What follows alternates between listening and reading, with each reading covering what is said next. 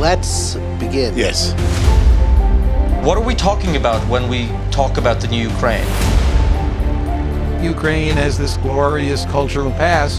Which, by the way, was not a Russian construction, but a Norseman construction. The war consists of Russian aggression, but most importantly, it consists of Ukrainian resistance. No one ever expected Ukrainians to be so united fighting the aggressor. I mean, these are very tough guys, right? Freedom. Freedom as a value, which you are ready to die for. We want Ukraine to win. It could end this year. Hello and welcome to the 2023 Kyiv Jewish Forum hosted by the Jewish Confederation of Ukraine and Tablet magazine. What impact has Russia's war against Ukraine had on the Ukrainian and global economy?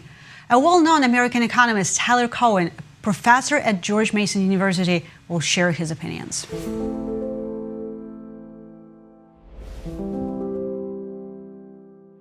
I'm Jeremy Stern, deputy editor of Tablet magazine. I'm very pleased to be here today with Tyler Cowen, who needs no introduction. Tyler is simply one of the most influential public intellectuals in the English-speaking world and beyond. He blogs at Marginal Revolution, he writes at Bloomberg, he podcasts at Conversations with Tyler, teaches at George Mason University, and many other ventures besides. And the great thing about Tyler being a polymath is you can ask him pretty much any question about any topic and he'll have a learned and thoughtful answer. So this being the Kyiv Jewish Forum, today we'll spend our time with Tyler talking about all things related to the current war in Ukraine. So Tyler, first of all, welcome and thanks for being here. Hello, Jeremy. Happy to chat with you. So let's jump right in. First question. You're a great reader of fiction. You're an observer of foreign policy. I believe you also have a Russian or former Soviet contingent in your own family. So first question, what can we learn and what have you learned from the history of Russian literature about Russian foreign policy? Former Soviet would be the correct designation. My wife is part Jewish and part Armenian, grew up in Moscow. Now, you ask about Russian literature. If you look at, say, Pushkin or Lermontov or Tolstoy, the overall vision of Russian literature I take to be fairly Moscow-centric, fairly imperialistic. The same you could say for American literature, by the way, just to be fair. And, you read something like Gogol's Taras Bulba, there's the sense of other parts of the empire being outsiders, or being wild or barbaric, and maybe they're interesting or fascinating, but they're viewed very much as the other. And there's a sense that in terms of intellectual or, political center of gravity, that they really don't compare to the center of Mother Russia herself. So I had an exchange on Twitter with Daniel Dresner. He did not predict the war in Ukraine, and I did predict the war against Ukraine. And I said on Twitter, well, if you had read Russian literature carefully, you probably would have done better than most political scientists. And Daniel tweeted back at me that this is absurd, but it's not absurd, right? Ideas really matter, and ideas of a country are reflected in its literature. And if you know Russian literature, later Soviet literature, you will have the sense that many people in Russia, not just, Putin or a small number of leaders, regard a lot of what is around them as in some sense theirs. A favorite of mine, I think yours as well, is Haji Murad. I take it to be a kind of late example in Tolstoy's life of kind of an attempt to be a counterexample to that tradition, some kind of acknowledgement of how the Russians treat the people that they consider to be on their periphery. What do you think about that story? Haji Murad is a complex novella. It's read many different ways. I think it's usually misread. I think of it as a critique of the myth of Haji Murad, that he's supposed to be this very glamorous Osama bin Laden type figure who performs all these feats of daring-do and daring. But when you actually look at his life and dissect all the different accounts, the narratives are based on a lot of falsehoods, and he's in fact some bumbling guy, and that we ought not to glorify so much the opposition to the Russian Empire. Now, again, that's maybe an unusual reading, but I've taught Haji Murad, 7 or 8 times, and I'm pretty sure that's what Tolstoy had in mind. Interesting. Okay, next question. This is kind of about the future and potential of Ukraine. Do you think Ukraine could become the kind of Israel or maybe Singapore of Europe? In other words, what I'm asking is, are there any elements of the right kind of path dependency in Ukraine's history that would give you confidence in its future as a fully independent, self-governing entity with the state capacity to be economically successful and politically cohesive? What are your thoughts there? I don't feel that I'm very good at predicting the future from current margins. One amazing feature Israel had in its favor is just how much talent was pouring into Israel. One amazing feature Singapore had in its favor was it had a near perfect location at a time when the rise of Asia more generally was such a thing. And it was, a trading post, financial center, many other things, and it had, developed high trust and a lot of political stability. It's not obvious to me that Ukraine will have those features, and I'm very worried about just how much talent is leaving Ukraine. Noah Karl had a very good piece online about the demographic challenges facing Ukraine. On the positive side, Ukrainian territory has for a long time been the home for a remarkable degree of talent. It's right in the center of Europe. It has a reasonable chance of joining the European Union. I haven't been to Ukraine since the war, but second, third hand, the notion that the war is leading to a true reshaping of the Ukrainian national identity and a new emphasis on actually succeeding because it's an existential question, all those are major factors operating in Ukraine's favor. So I can see some strong minuses, I can see some strong pluses. I think talent will, in a sense, be the ultimate battlefield. Does talent stay in Ukraine? I myself working to try to help that out in a number of regards, but I don't have a prediction. I wish I did.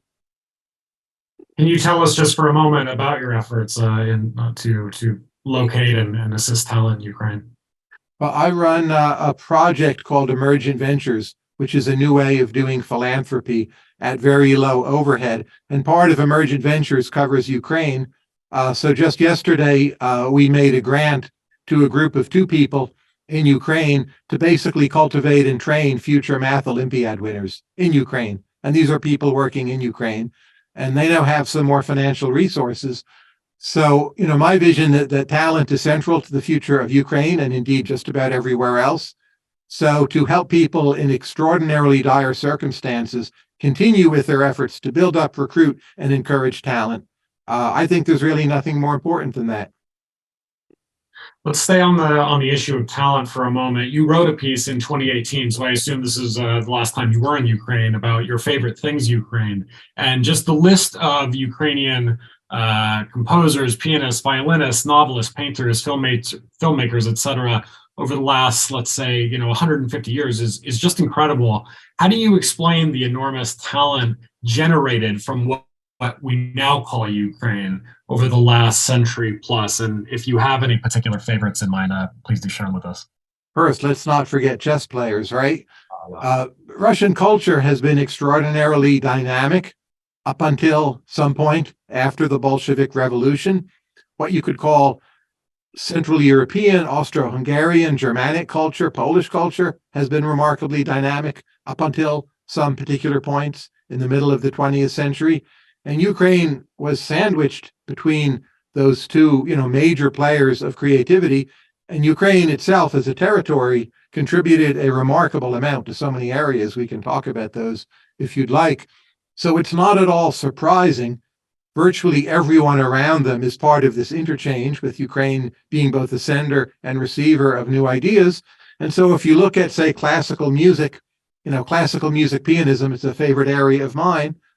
Like, who's Ukrainian, who isn't? If someone's Jewish, are they Ukrainian? Do they have to be full Ukrainian? What if they were born in Galicia and that later became part of Poland? What if they're part ethnic Russian? I mean, I can't sort any of that out for you. But just like territorially, you have Emil Galiles, Vladimir Horowitz, Richter, possibly the 3 greatest romantic classical pianists of all time, and they're all born in Ukraine. And what does that tell you? It's not an accident. So let's just stay on that for one more moment. I mean, I know you don't want to make any specific predictions about the future, but what does it make you think about the future of Ukraine, that the land of Ukraine itself has produced some of the greatest human capital in history, but also, as you say, that for so many of its greatest talents, it's still unclear whether they can be properly understood as Ukrainians. I mean, what does that historical pattern make you think about the current war and what the prospects are for Ukraine's kind of continued ability to remain independent? Well, this is just my speculation. I'm not there. I'm not Ukrainian.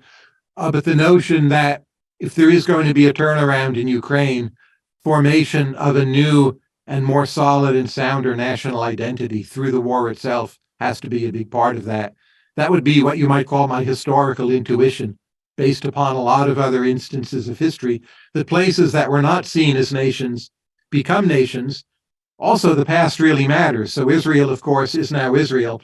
The fact that there is a much older historic Israel was critically important toward Israel evolving how it has evolved, and that it didn't end up in Uganda or Madagascar or somewhere else that would really not have been well suited for those national aspirations.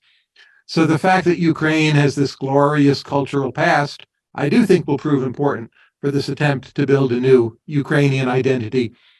But if it's the case moving forward that everyone's just confused, like what's Ukraine, are we Russian, which parts really belong to Russia, I mean, that's probably not going to go very well. So some kind of flip of the switch is required. Again, from a distance, I feel like I'm seeing it, but I don't feel that I'm qualified to be the person telling you, oh, this is really happening. A question you've posed many times in the recent past: is Germany still a part of the Western alliance from what you've seen over the last year or so? Maybe we need a Hegelian dialectical answer for a question about Germany. So no doubt Germany still thinks it's part of the Western alliance and feels like it is. But it seems to me a lot of Germany wants to have its cake and eat it too. So there was this rather cozy arrangement where Germany got cheap energy from Russia and exported a lot of high quality manufactured goods to China. And Russia and China, not exactly the two most friendly nations with America, NATO and the Western alliance. So Germany wanted to have it both ways. For a long time, it was able to have it both ways. At current margins, they can't really have it both ways now. I also think, and I speak German, I've lived in Germany, a pretty significant portion of the German public likes Russia in some fundamental way, or doesn't like America, or at least sees Russia as a counterbalance to American cultural power and a counterbalance to the German military dependence on the United States. So Russia, even now, is not as unpopular in Germany as it ought to be. And some of the things Putin and other members of the Russian elite, will say on TV about the United States, you hear related claims like that in German politics, and you have for a long time, even early 20th century. So Germany needs to up its defense spending. They seem incapable of really doing that, get its act together, be more willing to arm Ukraine, realize they need to do a fundamental rethink of their entire national stance. And until they do that, they'll be a 1 foot in, 1 foot out member of the Western alliance. I think that's not good enough. But of course, that's up to them. But I think they need to show more decisiveness along a number of margins. There's been increasing speculation recently that maybe the center of gravity is going to shift east in Europe and in NATO and in the European Union, maybe as a result of this war. So Poland, maybe Ukraine, a little bit on the outside, the Baltic countries, some countries in Northern Europe, being more drivers of European policy than the traditional Franco-German condominium. Do you think that's it's too soon to tell, it's too speculative, or do you see a real future for that kind of arrangement? No, I don't think it's a prediction. I think it's now a reality. Poland has become a remarkably important nation once again. Not talking about the future here. Poland roughly is growing at about 4% a year for quite some number of years. I'm not saying they'll keep the 4% rate, but on that trajectory, they can surpass, say, British living standards in 10 to 12 years. Militarily speaking, they've just become leader of a region. They've been a leader taking in Ukrainian refugees. I was in Poland for, the third time, just this November, just to sort of feel the energy in the streets. I think they're building a remarkably effective nation. I don't agree with all of their decisions. I wish they were less, I'm not sure what the right word is. I wish there were less anti-Semitism there, would be part of it. I wish there was some kind of nationalism that they wouldn't take quite so seriously. But most, they're doing far more right than what they're doing wrong, and we should all pay more attention to Poland. How do you see Ukraine's economic prospects over the next, let's say, 1 to 2 years, given its financial constraints and its limited ability to get its hands on dollars and funding other than through official aid channels from America and Europe? I mean, unfortunately, if the war doesn't end sometime this year, and that would seem like an optimistic scenario, the question of financing, both for the war itself and for things like pensions and the normal functioning of Ukrainian society is going to become a lot more severe. I mean, what are their options? I think the economic front depends almost entirely on the military scenarios. I really cannot predict those. I don't have the knowledge. I'm not sure anyone does. But in my view, the long run for economic reasons favors Russia. So when I'm trying to assess how the conflict is going, I'm not so interested in, the map where the troops are, where the lines are, but just if it continues through attrition, that in my view strongly favors Russia. So I view the situation as having a good deal of urgency. I don't know exactly who should do what, again, above my pay grade. But the economic situation cannot go well unless the military situation goes, not just well, but better. You could say, well, it's gone remarkably well so far. I think that's true relative to expectations. But it still, in some way or another, has to go better yet. I know you've talked often and written often about how the question of some future use of nuclear weapons, whether related to this conflict or otherwise, is a kind of underrated concern in the world, or it has been at least up until the last year. I mean, how do you think about the nuclear question in relation to this war? I think there's been some concern over the last year that maybe the chances of a Russian nuclear strike might actually go up, the more likely it seems that the Ukrainians could in some way be victorious in the war. I mean, how do you kind of game theorize these scenarios? I know it's terrifying to think about and talk about, but it seems like another issue of increasing urgency. Elites are now awake to the risk, and they were not until recently. I've thought for decades we are strongly underrating the risk of potential nuclear conflict. Wouldn't have to be, in or near Ukraine, but there's a recency bias in how humans interpret data. Well, this hasn't happened for a long time. HIV/AIDS aside, which is viewed as sort of a separate problem, unjustly, I would say, but it has been viewed that way. People thought, well, we can't all have a major pandemic. It hasn't happened in so long. That turned out to be wrong. The last time a nuclear weapon went off used against humans was 1945. It's a long time ago. So we develop the same set of pathological modes of thinking and start believing something like climate change, which I do take very seriously, to be clear, but we start thinking that's the existential risk, not nuclear weapons. And I think that's quite wrong. Now, I cannot, game out for you Putin's thinking. And there's the general question, like, how rational is Putin? But I would just return to the point, ideas really matter, and countries truly believe things, for better or worse. It's true for every country, whether you like or dislike what that country is doing. And to try to understand the game theoretic problems they face, start with what do the people in that country actually and truly believe. And I, again, without being there, but I worry, based on what I observe, how many people in Russia, and I don't just mean Putin, believe that it is now their war or there's some justness to their territorial claims. And indeed, as you know, since Catherine the Great in the 18th century, most of the years since then, some version of Russia has in fact controlled some version of Ukraine. So there's also status quo bias in people's thinking. At some point, people start believing it is theirs. And again, America has a lot of the same problems. We took a lot of territory from Mexico. We now think it's ours. You can debate that. But the point is, Americans think it's theirs, and you're not going to talk them out of that. And I think that's a useful analogy for understanding why, in some ways, public opinion in Russia might be so sticky.